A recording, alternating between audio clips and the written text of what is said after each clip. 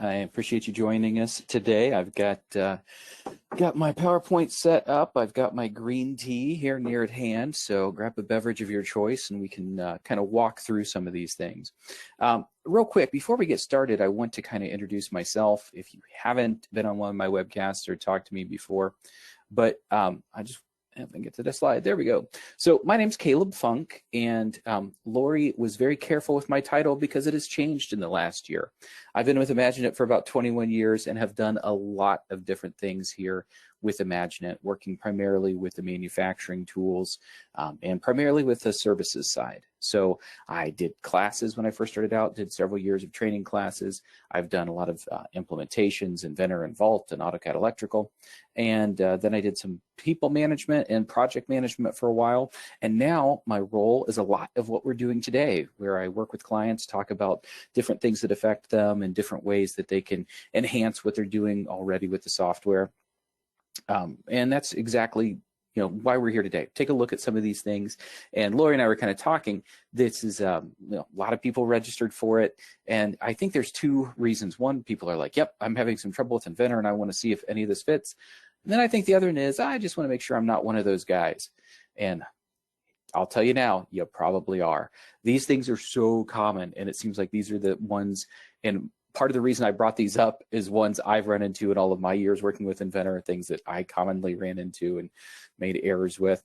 And we'll kind of take a look at some of those. A lot of them are along the lines of administrative back-end things that just kind of get in the way. And then I do want to talk a little bit at the end about some tools we have available to help get through those and work through them and figure them out.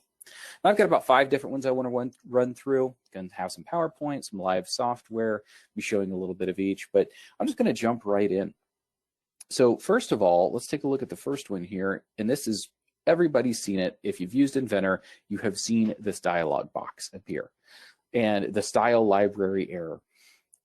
Got a whole bunch of things in it. You're like, what does this even mean? And then there's a big OK button. And I guarantee if you have seen this particular dialog box, you have realized that if you hit the OK button, it just goes away. Now, it doesn't fix the problem. It just goes away. So let's talk a little bit about what this even is. And here's what happens. This is usually when you've had older templates. And you've moved between versions of Inventor. If you bought Inventor brand new, first time you've ever used it, you will not see this. But as people move through different versions of Inventor over time, some things get out of sync. Also, the way Inventor worked with these tools got changed. So the way it used to do it is it would keep all the information embedded in a template. So we would go through, we'd set up our templates and put styles such as dimension styles. Could be styles for our parts list. It could be styles for the balloons. All of that went into the template. Well, at one point, and I'm sure there's some historians among you out there that could tell me which version it was. They all blur for me. There was a point when I should say Autodesk, moved from storing this information strictly in the template to storing it in the style library. Now, to complicate things, you can still store it in the template, and so it can be in the style library. So what happens, the reason we see that dialog box is because what's in the template and what's in the style library do not match. That's really what it comes down to. And if you read it, that's what it says, like this style is different, this style is different. And then what it actually does, if you hit OK, is it moves forward and says, I will use the style from the style library. So even though you had set your template up at one point, the style library takes precedence, and that's where the information is going to come from. So, how do we fix this? And that's one of the things I want to kind of focus on. We'll see with each one of these days, what do we do? Well, the way we fix this is you either update the template or you update the style library. The style library is really where the truth lies. And so really we would want to update the template so that we've got the correct information in the template and we can bring that forward. And what I'm going to do here real quick is I'm going to pull up my Inventor, and I'm just going to kind of walk through this idea and what we see all the time. And I set this up earlier to where I'm pretty sure it's going to break if I've done everything correctly, but I'm going to go ahead and create a new drawing. Notice I've got this template down here, this test template. Ah, it works. Okay, I'm breaking it on purpose. And it tells me, hey, wait a minute. You've got a style definition in the template. It differs from the style library. This is the one that differs. What should you do? You know, it says update the template or remove the files from the style library, you know, but it doesn't really do anything other than that. If I say, okay, I can start working. And I tell you, it's almost like muscle memory. Every time, you know, I'll be somewhere, be at a client. Gosh, I'm dating myself. Yes, years ago, we actually used to go to clients. In the last 2 years, I'll be doing a screen share with a client, and I'll say, oh, okay, bring up the drawing, and, you know, and that box pops up, and they hit okay before we've gotten anywhere. I mean, it's just like gone. And I'll ask them, I say, you know, do you see that all the time? They're like, oh, yeah, it's been that way for 5 years since we updated to that Inventor. And, you know, we updated Inventor, and we've just been seeing that since. This is such a simple fix that I just want to run through it real quick, what we need to do to fix that from coming up. So it's happening with this template that I have here. It's happening with this one. I've got, hang on just a minute. I want to shrink that out of the way. And so it's happening with a specific template. And what I'm going to do is I'm going to take that template and update it. I want to update it so that I've got my new information in place. So I'll actually just shut this down, and I'm going to go open that template directly. So this won't be listed in my project. This is out here outside my project. It's going to be over here in the default place for my templates. And I haven't really changed this at all. It's just going to be in my public location that I have for my templates here. So let's go public. We'll go with public documents. This is Autodesk. This location could vary widely depending on where you've stored your templates, but I'm going to where I stored my template, and I'm going to find that one called test. Okay, so here's my test template. Now, when I open it, it warns me, hey, this is outside of the project. That's fine, because I just want to go to this template specifically. And if I go here, I can take a look at my styles.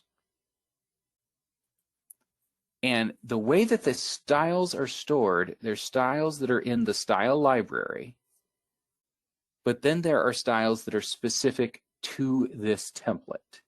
And I specifically went through this morning and made some changes so that the styles in the template are here. So you notice I have local styles and I have the active standard. Those are different. And that's where we're running into this problem. So what I'm going to do is I'm just going to update this. So I'm going to say update, and it says, oh, here's the one that is different. Do you want to update this style from the style library? And I do. I'm going to say, yeah, go ahead. Let's update that. Sounds great. So it's going to pull the style from the style library. It says, look, any changes you've got locally, we're going to replace them. I'm going to say, yep, let's make that change. And now the template is fixed. It's literally this update button. Open the template, hit update, update your styles, and now we've got a template that's correct. And if I use that again, this time we should not see the error. Done. And this, again, people have been clicking OK every time they've created a drawing for years. So it's nice that we've got a tool where we can pretty easily take that information and then update it so that we've got the right information. A lot of this has to do with some settings in the project, which I'll talk about here later on as well. But let's take a look at, so that's a big one, the idea of the style libraries, going through and needing to update them. And it's super common. You know, I feel like everybody runs into it all the time. So the general rule there is you either update the template or you update the style library. The style library is where the truth lies, so really we probably want to update the template. If you are the network admin and you want to push this information back, you can do that. You can update the style library, but typically it's I just need to update the template to match the new information. So one down, let's take a look at another one. When this one has to do with modeling, and we kind of talk about common modeling errors, and I really think we could almost do a webcast just on common modeling errors, you know, things people run into that probably are not best practices, you know, and One of them, though, right off the bat, that I always like to talk about is having too complex of a sketch.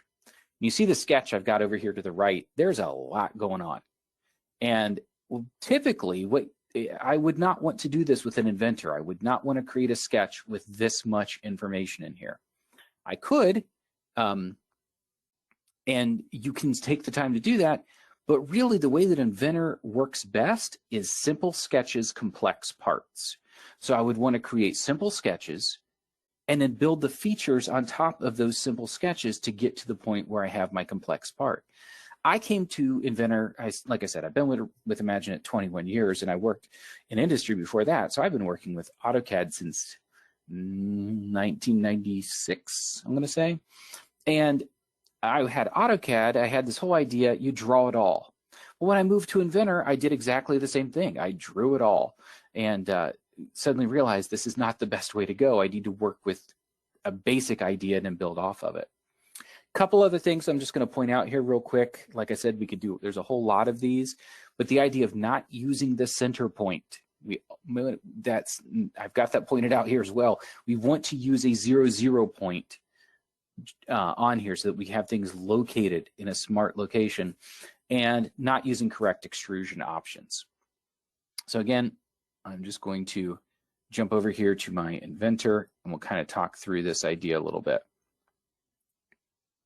All right, so over here in Inventor, I'm going to create a new part. And once I do, I'm going to kind of do it incorrectly first. Basically, I'm going to create a bad part is what I'll do. Now, I will say certain things have gotten easier within Inventor throughout the years. And one of them is I now have a pretty clear understanding of which plane I'm starting on. This used to not be quite as easy. It started you out on the XY plane, whether you realized it or not, and you just kind of went with it. But what I'm going to do is I'm going to start out, I'm just going to throw in a rectangle here to begin with. This is kind of my shape.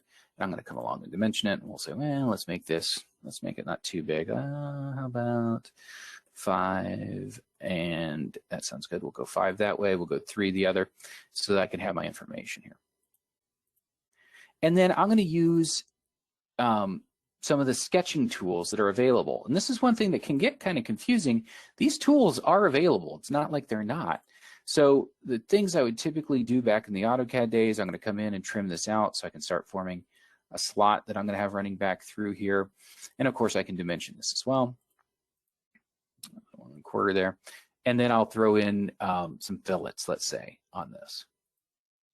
And I'll complete that out with some back here. And then I'll switch out from my fillet to my chamfer, put some chamfers on these edges. So you got those cleaned up. So I'm beginning to sketch out my part. This works, right? Nothing's going to stop you, nothing's going to get in your way, and I can come along and I can extrude that. So this is one philosophy of it. I've created a complex sketch and then I have a single extrusion. One of the problems I have, though, is if I want to go change this, I'm going to jump back in here. I've got to really pay attention to what, there's a lot of pieces to update and edit, and this is a function of that one, which is a function. Okay, so if I want to make that bigger, I got to come down here, and I can't change that one out or delete that one without breaking some lines and putting it back in. Essentially, I've got a complex AutoCAD-like sketch to work with when I go and do this. Instead of doing that, I'll build a very similar part using the same idea, except I'm going to do one thing a little differently. One thing I forgot to point out, I did not use an origin point for this. So these planes do not line up super well. I've got one that's right on the back, but this one's kind of off center there a little bit. This one's kind of toward the front.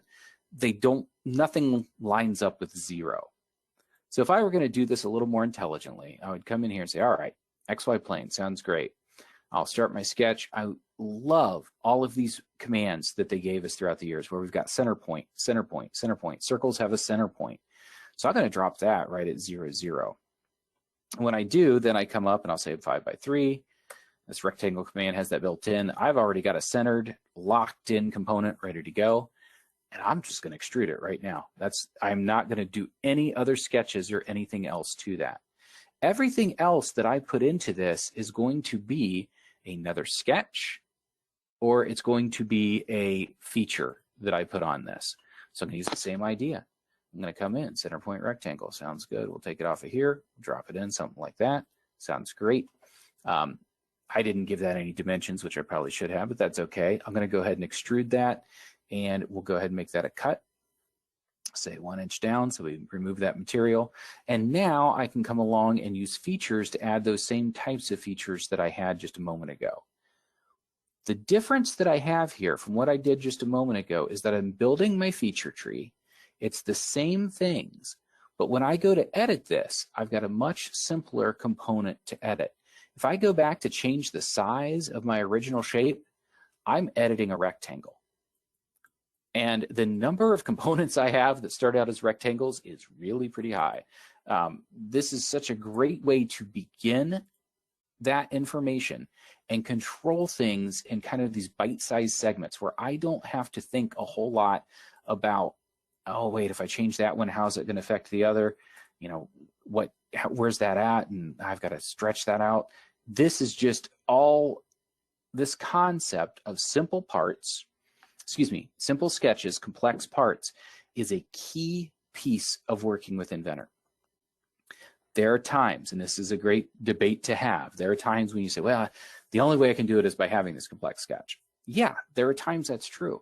But a lot of times, a simple prismatic part like this, it's much easier to edit the individual features than that whole thing.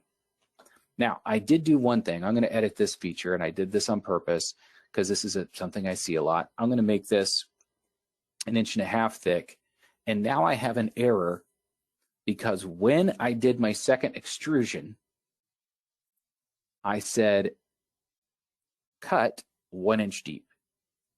Whenever I can, I'm going to use the through all option. That way, no matter what the thickness is, it's going through everything and it's putting it all the way through the part. I really prefer setting it up like that. I think it's a way to, it just speeds up the process overall as we're working through that, where we don't have, now I'm not fighting against that. It's like, oh, now I've got to go change that one. These simple things like this really go a long way in setting that up. So again, this is super common where people, we're looking at sketches and they're just a little too complex for what we're dealing with. The simpler sketch you can have 100 simple sketches to make a complex part. That's fine. It's usually easier to edit and manage that than it is a very complex sketch, giving us those same features. All right. This other one is kind of interesting. This is one that people may or may not be aware of that's happening, but it usually is, and it's often unnecessary. So one of the great things about working with Inventor and assemblies is I can reuse geometry really easily. If I've got one piece that's mating to another one, I can project geometry. Now, one downside to that is by default, when you project geometry, it automatically creates adaptivity between those components. The idea of adaptivity is if part A changes, part B is going to change along with it. Sometimes the reason we're setting this up is we want to use that. Sometimes we are not using that, and you don't even realize adaptivity has been created. You don't realize there's these relationships between the components. It's just, and what happens is, if you have 2 adaptive parts in an assembly, if you had an assembly with 50 parts and 2 of them were adaptive, it wouldn't matter. But when you get into, let's say 1,000 part assemblies and 250 components are adaptive, every time you make a change in that assembly, Inventor is going to go through and see if it needs to update those adaptive components. So if you have a lot of adaptive parts, you're going to slow that assembly down. I've gone through and seen assemblies that we go to put a constraint and it takes like 3 minutes for the constraint to even register. And it's like, what is wrong with this? This assembly isn't even that big. And then we realize every part is adaptive. And I've had that exact situation where I've looked, talked to clients. I said, do you want is this required on these parts? And I was working with one client and the answer was, well, what's adaptivity? I'm like, aha, let's turn it off. And that's all you need to do. You can just turn it off. So I'm going to show two things here real quick. One, how this works where things become adaptive, how to turn it off, and then a few settings in here that make life a little easier to work with. So I'm going to jump right back here, back in my Inventor, and I'm going to grab, let's see where I'm at here. I'm going to grab an assembly. I think I have it here. Cool. So I'll grab my assembly here. And I'll take a look at this face over here to the side. So I've got this whole pattern here, and I want to line something up to it. I want to put something as simple as putting a cap on the end of a tube, whatever it would be. Those are some things that I might want to adjust as I go through this. So I'm going to come along and let's say I want to put a cap on the end of this tube. So I'll take a look at that and say, great, I'm going to create an in-place component. We'll just call it cap. And basically, it's just a little piece that we'll put right inside this tube. So I'm going to base it off of that, start my sketch right off of it. And great. Now I'm going to project geometry because that only makes sense in this instance. And I'm going to project that geometry. The moment I did, it made my part adaptive. It made my sketch adaptive. It made my work plane adaptive. So the idea of adaptivity is if this underlying tube were to change, this cap would change along with it, which sounds great in theory. The problem is if I don't realize that I did that and I don't realize that I've made that change. Oh, I went to the wrong spot. I don't realize that I've made that adjustment. That can be an issue when I go through here and do this, because now every time I make an adjustment to this assembly, every time I add a constraint, every time I add a new part, every time I move something, it's going to go through and look at every component that is adaptive. And it's going to then try and see if it needs to update and change. Even if it's not this tube at all, I could be working way over here, it's still going to check to see. So I don't need adaptivity here. This is, it's great, that's in there. I'm gonna reuse it on a few others. All I have to do is right click and turn adaptive off. That's it, it's no longer adaptive. We're good to go. You could turn it back on later if you wanted to. You could turn it off on all of these, but honestly, by turning it off here, it kind of just filters down. And now we don't have to worry about that. This is one of the key things I've seen slow down an assembly is a lot of adaptive components that no one cares if they're adaptive or not. It's just when I did a projection, it automatically brought that piece in, and that's where that came from. So be aware of that.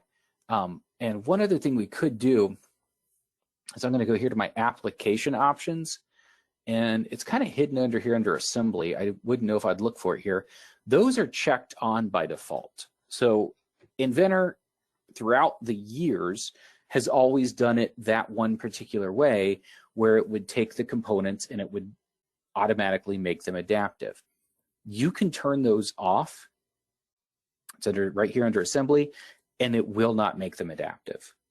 So it's something you could manage two ways. We could turn it off here at this level and then nothing is adaptive moving forward, or we could say, as I create the parts, I will control it there. It's not bad. It's just something you need to be aware of. Use adaptivity when it makes sense. If I need to flex these parts together, that makes sense. The problem is we get into it where we've got so many adaptive parts and we don't need it. So that's definitely something that we've run across with a lot of clients where we significantly speeded up assemblies because we've turned off adaptivity on the different components. And jump back to my slideshow. So I always think of it as unnecessary, right? You can just turn it off on individual parts, or we can turn it off at that top level so that we get rid of all of that. All right, so we've gone through, wow, that's quick. We went through those top three already. So bottom three, I guess, if we're looking at it that way. What I want to look at now, and this happens a lot, it comes to sharing files outside the firewall. And we have the idea, again, I came from AutoCAD, and if I wanted to send someone my AutoCAD component, here's my DWG, I'll just send it to you. Or, of course, I started back long enough, we would put it on a floppy disk and hand it to them. But the idea would be, here's my files. Very simple.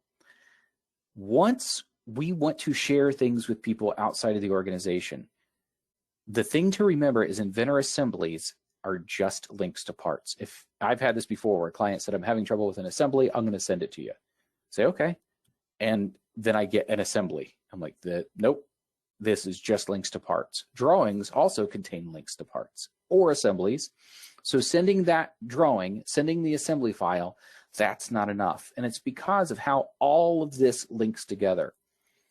This is that blower I was working with just a moment ago. If I've got this one component here, the blower tool, the blower file, it's really made up of all of these components. They all have to go. So I could kind of put this together myself and say, okay, I'm sending this off to Caleb. I need the blower and I need all of these parts that go along with it. But the simpler version is, of course, to use pack and go. This can be used just from Windows. It's just off of a right click. It's an option that you have within here, and it will go through and it will collect all of the files associated to that assembly, all the drawings associated to that assembly, and then it'll automatically zip it for you, and you can send that off to a client, or you can send that off to a vendor or whoever needs to view that information. So one of the first things, if we're looking at sharing information outside the firewall, is to put this together just like this, right? Take it, pack and go, and it'll pull all of the information together, and then it'll send it off. I do want to share one other thing you can do with working with these files and sharing them with someone, because as I've done this, I've done similar webcasts to this where we talk about, kind of tips and tricks with Inventor, and it's been fun for me to see how it's changed through the years. This was if we wanted to share something, someone wanted to see our files and they're outside the organization, this most of the time was the way to go. You're going to have to pack and go and send it to them. We do have another option. So I'm going to jump back to my Inventor. And in here, this blower assembly that I have, I've got some more work to be done on it, but I want to begin, maybe it's whether it's getting a bid on it or taking information out that way. I want to take this out where multiple people can use it. And we do have a tool called shared views. So what shared views do for me is they let me take this, and I'm going to create a shared view. So right now I don't have any shared views that are available, but I'm going to create one. That's fine. We'll call it blower. You know what? I'm going to not hide the part properties or component names. If I wanted to, maybe I've got some information in there, I just want someone to get a general idea, I could do that. But in my case, show the component name, show the properties, and I'm going to share this view. This does not send the Inventor files out. What this does is creates a viewable that we can go take a look at through the what's called the Forge viewer. You might have heard it called that. And I can actually just copy the link to that, and I can send that link out, and people can view this particular file. And so what this does, it allows people to view the file without having Inventor even. They don't have to have any of my CAD tools to see this information. They can simply view what I have as part of that. And I'm going to just go ahead and open this up in the browser. I got to get the right browser. There we go. And now I've got this file available to me here in this browser, and this is just a viewable. So this is not the actual Inventor file. If you have not worked with this Autodesk viewer, this thing is amazing. So I've got section tools in here. This is the one that blows me away. This explode tool is probably better than most I've seen in general CAD software. just takes it, moves it apart. I can see all of the components that are within there. I can come in and begin querying some of this information. I'll go, for instance, I'll take a look at the actual, here's the actual model browser. All that information got published. Remember, I didn't hide anything, so I can come down and take a look at properties of individual components. I can see the different pieces that I have in here, review their information. I could even go so far as to come in, I'll turn off my explode, and begin to take some basic measurements off of here. These aren't super precise. They're just giving me a basic idea. So, okay, it's 40 inches that way. And come down here. I can make comments on this. I can capture a screenshot of it. And I'll just say, please review or something like that. Post my comment. This is a wonderful tool. So if I actually need someone to have my files because they're going to begin generating NC code from it, or they're going to use them in their assembly, it's going to be pack and go. But if I just want to say, yeah, this is what it looks like, these shared views are a wonderful, wonderful tool. Oh, that's my vault. I want to be back in Inventor. My shared view is over here. They automatically expire after 30 days. I can, 31 days. I can extend that if I want to, and I can just delete them if I want to. But I can have that information out there available for people to view. There's nothing extra about this in terms of licensing. There's nothing extra about this in terms of what the client needs on the other end. It's literally a web viewer, and you just push that information out. So instead of sending, maybe a PDF or sending out a drawing, we can send a shared view. We can see their comments. We can track it within Inventor, and we can control it within there. Absolutely love it. I'm going to jump back to my PowerPoint. Cool.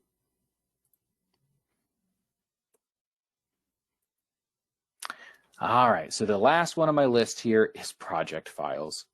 If there's anything that has caused consternation among the Inventor community throughout the years, it's been project files. Project files are unique to Inventor. What they really represent is a cone of influence to assist with file resolution. What Inventor project files says is look here. Look here for all of the files that make that up that blower. Look here, when you go to open that blower and it's an assembly and it's made up of all these parts, this is where the parts are. They also point to where the templates are located and to where the style libraries are located. It also points to where content center files get put. So this one thing controls a lot of different pieces of this. And we can do this a couple other ways within the software, but the project file is such a great way to do it. Some things I would just point out about these. This is something where if you're working with these, and I understand the frustrations these represent sometimes. I'm just going to point out a couple of quick things with them that stand out to me. So over here in Inventor, if I'm taking a look at this, I'm actually going to shut everything down because one key trick about Inventor is you cannot change or edit project files while this is active. If I have anything up, I can't really manage my project files or work with that. So it's showing the projects that I have when I take a look at this. And these are some of the things contained in a project file. First of all, it says this is where you look for stuff. So you might have a project file per machine. You might have one project file because you're using Vault. Either way, we say this is where we're looking for things. That's kind of the first big step that we have in here. Look here for stuff.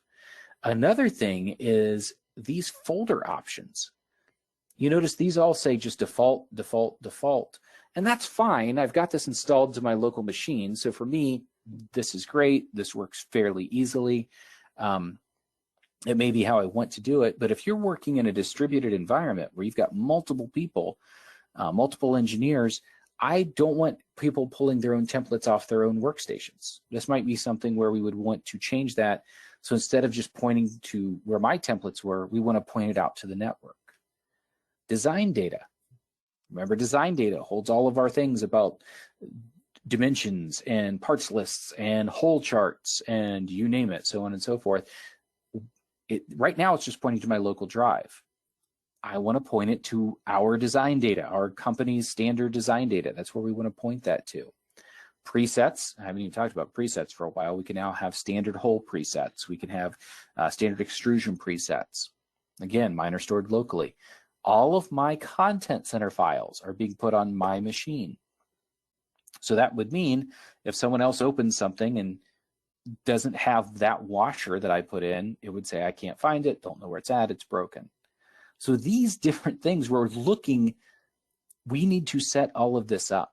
Go through and say, nope, out here in the network is where those go, and that's this location on the network. That's where we would want to set that up. Pointing to all of that. And this is rarely done. A lot of times, particularly during upgrades, is where I see it. People will upgrade and they'll use the old project, which is pointing to old locations of things, even though we theoretically should be using the new locations of things. And that's where we get some of those style conflicts and some of those errors and some of those different things. Another key thing that projects have, and it's kind of hidden over here, is which content center libraries we're using. So this happens every once in a great while where someone will accidentally switch projects or will have switched projects and not realize it, and their content center files aren't showing up in the library. Be aware of which project you're using and make sure those project settings are pointing to what we want them to point to. Make sure where they're pointing to the right place for that. One other word on projects is every once in a great while, and it's gotten so much better about it. For reasons unknown to anyone, Inventor will switch to the default project. The default project just points to a random spot, it points to like program files or program data on your C drive, which means when I go to open, I don't see any of my stuff. All of the standard things I expect to see are gone, and I can navigate to it if I wanted to. I could say, well, here's that vault folder that I want, and here's designs, and there's that. Why isn't this, what in the world? Nothing's showing up. I don't get it. It's because it's on this default project. I do not know why. If that ever happens to you where suddenly it seems like I can't log into anything, particularly we would see it where Vault is blanked out or we're looking at the wrong files, check which project you're using. Autodesk has greatly improved that. Those occurrences have reduced significantly. Once upon a time, it was a super common support call. Is someone say, hey, all my stuff's gone. Like, what project? Oh, there it is. It was an easy support call, but it was common. It just happened. Doesn't happen as much anymore, but just in case, always check what project you're using before you actually start working. And if you only have like one project and suddenly something stops working, make sure it didn't switch to default by accident.